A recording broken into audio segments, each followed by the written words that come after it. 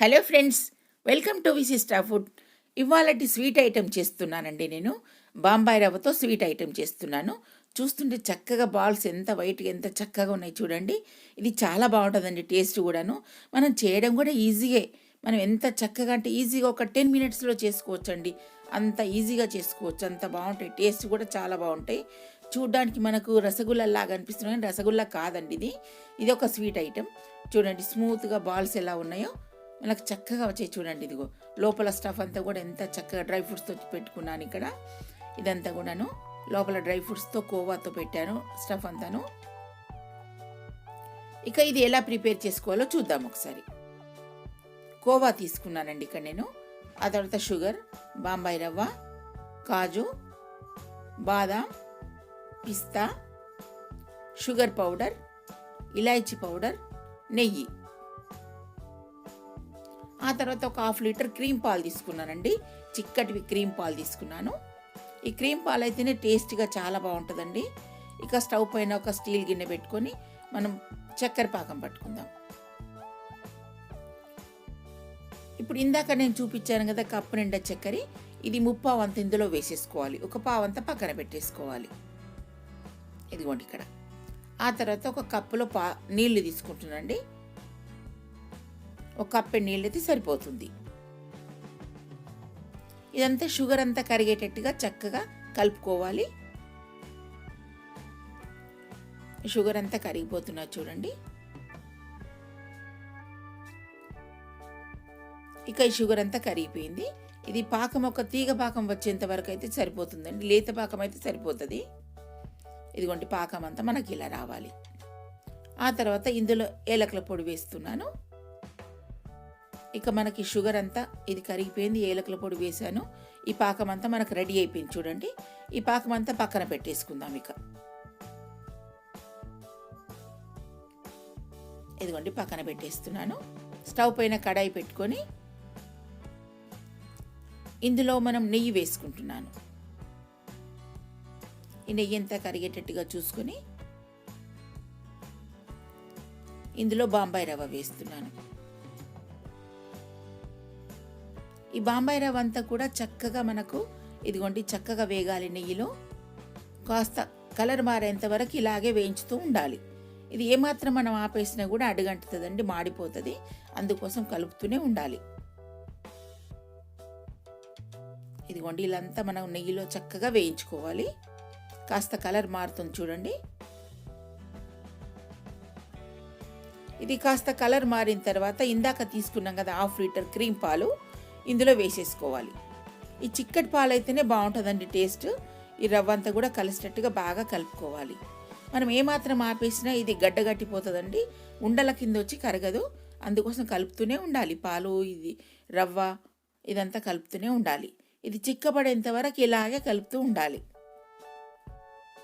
అప్పుడు ఈ పాలలో రవ్వ మనకు కాస్త ఉడికిన తర్వాత చక్కటి ఫ్లేవర్ వస్తుందండి. అందుకోసం ఈ పాలల్లోనే ఈ రవ్వను చక్కగా మనం కలుపుతూ ఉండాలి. చిక్కబడేంత వరకు ఇలాగే కలుపుతూ ఉండాలి.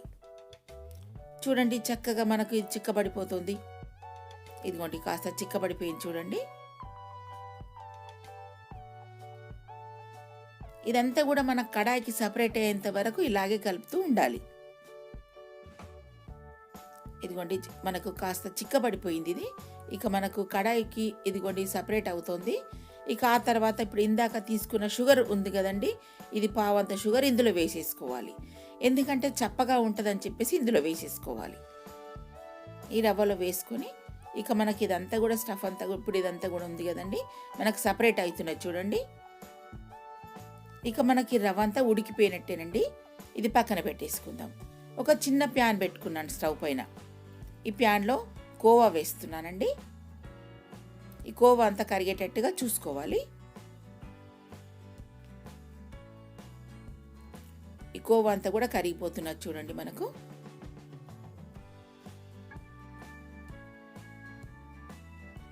ఇందులోనే ఇప్పుడు మనం ఇందాక తీసుకున్న డ్రై ఫ్రూట్స్ ఉన్నాయి కదా, ఇందులో వేసేసుకోవాలి. ఈ కోవా అంతా కరిగిపోతుంది కదా, ఇందులో వేసేసుకొని కలుపుకోవాలి. ఇక డ్రై ఫ్రూట్స్ వేసేద్దాం. ఇది కాజు, పిస్తా,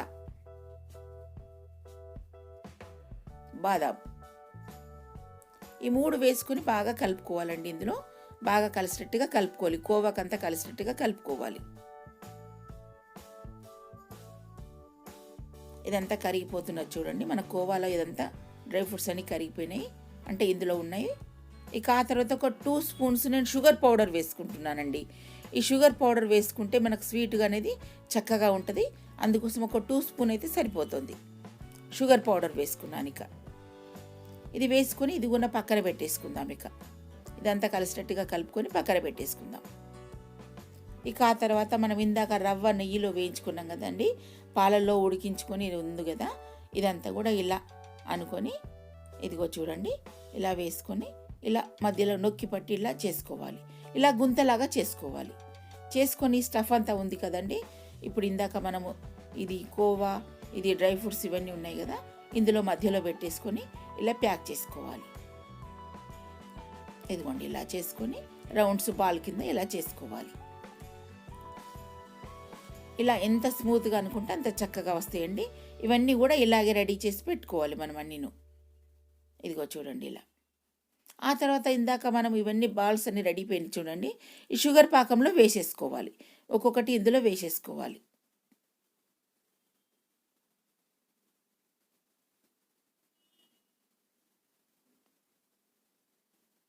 ఇందులో షుగర్ పాకంలో అన్నీ వేసేసుకున్న తర్వాత ఇది ఒక 1/2 అవర్ తర్వాత మనం సర్వింగ్ చేసుకోవచ్చు.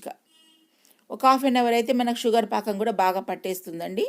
ఇక ఆ తర్వాత ఇదిగోండి ఇలా ఇవన్నీ ఇందులో పెట్టేసుకున్నాం కదా, చక్కగా వచ్చేది చూడండి.